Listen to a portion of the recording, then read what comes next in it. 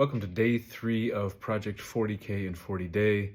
First off, I want to say on day 2, I received no money, and I think it's partially because I didn't have the courage to reach out to people direct and ask them for money or tell them more about the work. I've been trying to do it through this video, Instagram, I don't know which channel, broadcasting, and maybe I'll get better at that over time, but I think right now I actually have to do the hard work, the terrifying thing of reaching out to people directly, one-on-one, having those conversations.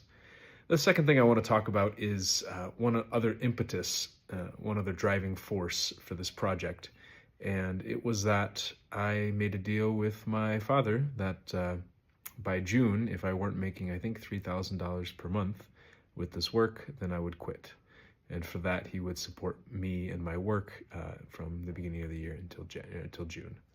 And I'm not sure if he wants the world to hear this, but yeah, so that is part of the urgency of this. My sister the other day, when I told her this, said, "But are you really going to stop working on this?"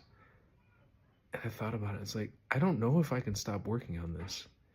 I thought about not doing emotional combat anymore, training in that, and I thought, my whole life might fall apart.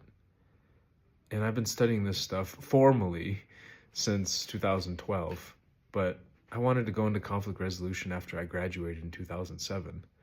This is something that's been deep in me for a long time. I think even my graduation speech from high school in 2003 talked about intercultural dynamics. And so one of the hardest challenges I think about saying that my father has given me money is that sometimes we judge people for being generous.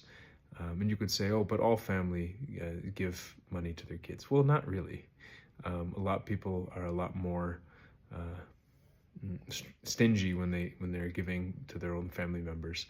And it's not saying that they're good or bad people. It's just saying that sometimes we judge being really generous to individuals. We praise people for being generous towards nonprofit organizations. If you're giving to the Red Cross, wow, you're a hero. But if you give with no strings attached to your child, there's something wrong with you. Or worse, you give no strings attached to a friend or somebody that you really believe in.